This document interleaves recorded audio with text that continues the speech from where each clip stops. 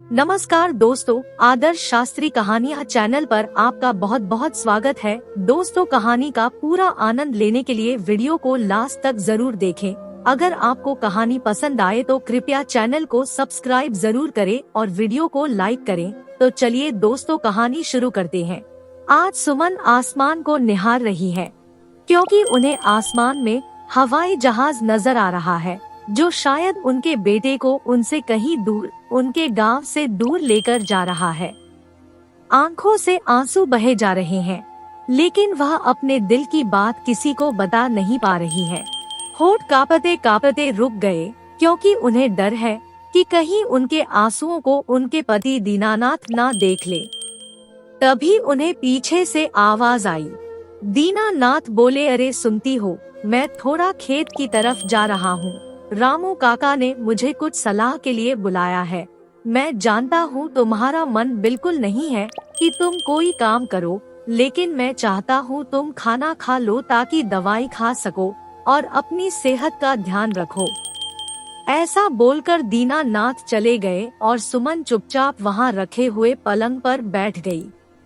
उन्हें याद आया कि यह पलंग उन्होंने रवि के लिए ही खरीदा था जब वह स्कूल में था। उसे सोने में दिक्कत होती थी और आज वह दिन है जब रवि अपने परिवार के साथ कहीं दूर घर बसाने, नौकरी ढूंढने जा चुका है।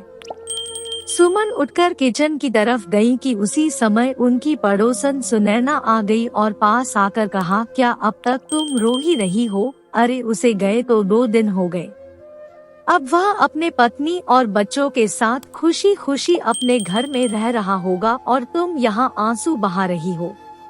सुमन बोली, बचपन से लेकर आज तक मैंने उसका ध्यान रखा। उम्मीद नहीं की थी कि वह अपने माँ बाप और गांव को छोड़कर हमेशा के लिए चला जाएगा।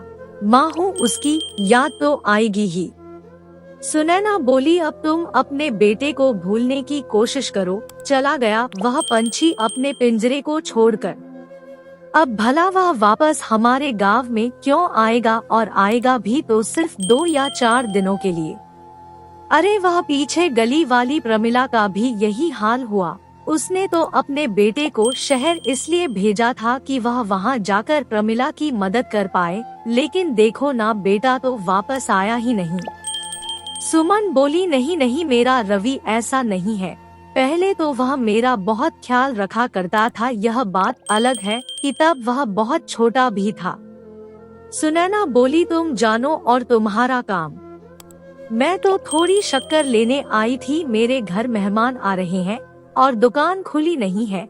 हो सके तो 1 कटोरी शक्कर ही दे दो।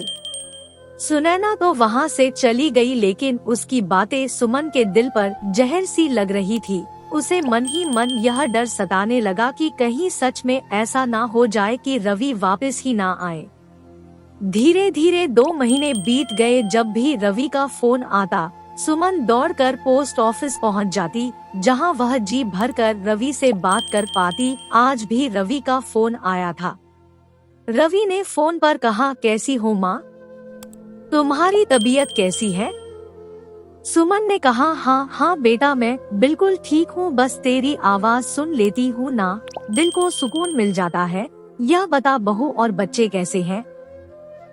रवि बोला, सब कुछ अच्छा है माँ, और पता है तुम्हारी बहू ने बिल्कुल तुम्हारी तरह आलू के पराठे बनाए, जैसे तुम मुझे बनाकर खिलाया करती थी।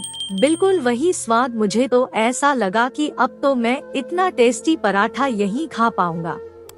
सुमन उदास होते हुए कहा, चलो अच्छा है, अब तुझे मेरी याद नहीं आएगी।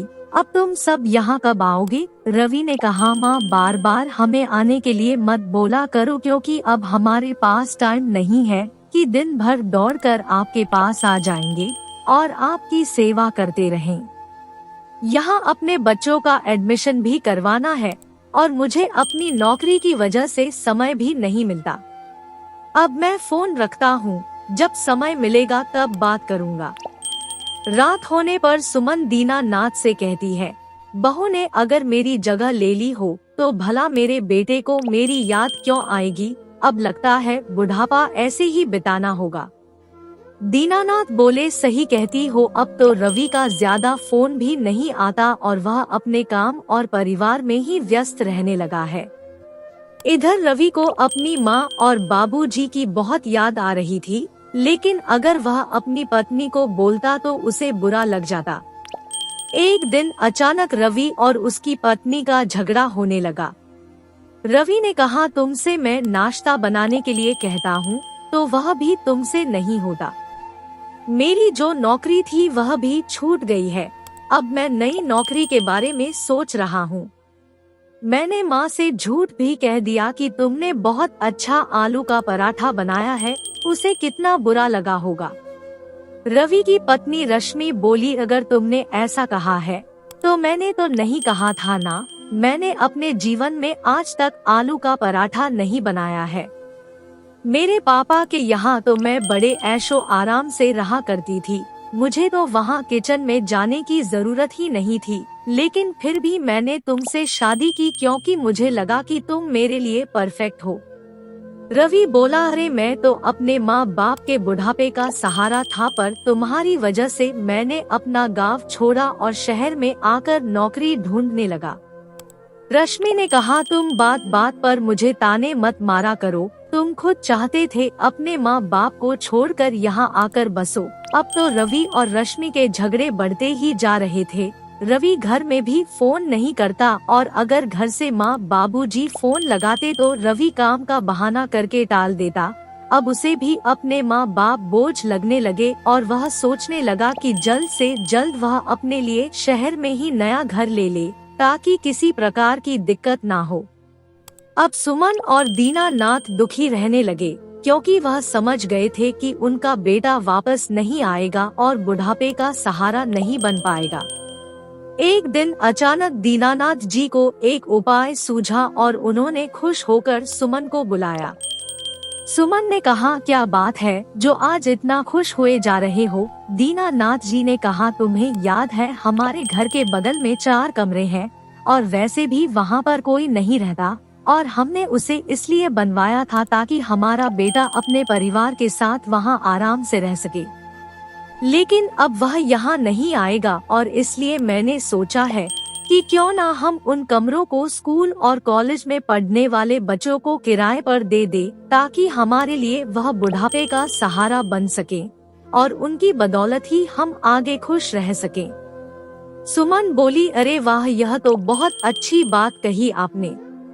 ऐसे में उन बच्चों को सहारा मिल जाएगा और उन बच्चों के कारण हमें बुढ़ापे का सहारा भी मिल जाएगा। लेकिन कल को अगर रवि यहाँ जाए तो हम उसे क्या जवाब देंगे? दीनानाथ जी बोले, रवि अपने स्वार्थ के लिए हम बूढ़े माँ बाप को छोड़कर दूसरे शहर में जाकर बस गया है और अब तो हमें वह पूछता भी नहीं, ना ही फोन करता है और ना यहाँ आना चाहता है। हम उसके लिए कब तक राह देखते रहेंगे? उन मासूम बच्चों के कारण ही हम खुश रह सकेंगे और हमारा घर भी खुशहाल रहेगा।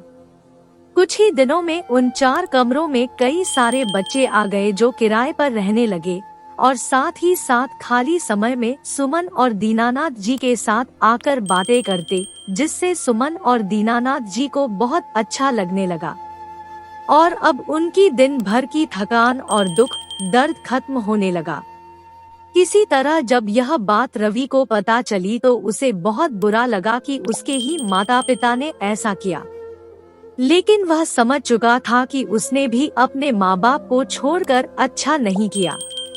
तभी वहाँ किराए पर रहने वाले एक बच्चे ने आकर कहा, ताऊ जी, क्या हमें कभी किसी का दिल नहीं दुखाना चाहिए? दीनानाथ जी बोले, नहीं बेटा, हमें किसी का भी दिल नहीं दुखाना चाहिए, क्योंकि जब भी हम किसी का दिल दुखाते हैं तो कहीं ना कहीं हम गलत कर रहे होते हैं, जो हमें उस समय समझ नहीं आता।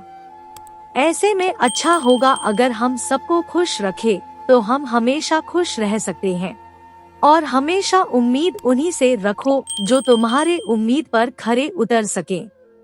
बच्चा तो वहाँ से चला गया, लेकिन सुमन और दीनानाथ जी समझ चुके थे कि उनकी खुशी उनके हाथ में ही है और अब उन्हें किसी की जरूरत नहीं है बुढ़ापे के सहारे के लिए, क्योंकि उनका सहारा अब वे खुद ही है।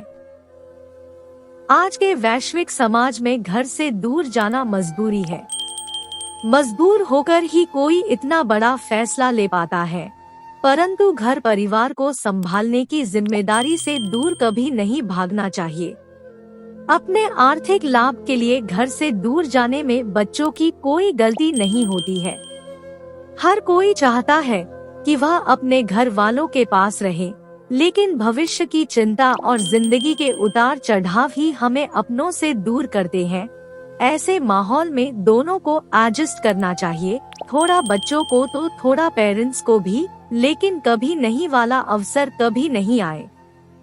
आशा करती हूँ कि ये कहानी आपको पसंद आई होगी। इस कहानी पर आपकी क्या राय है, हमें कमेंट करके जरूर बताएं। कहानी पसंद आई हो तो लाइक और शेयर करना बिल्कुल न भूलें। चैनल को सब्सक्राइब जरूर करें। कहानी सुनने के लिए आपका बहुत बहुत धन्यवाद।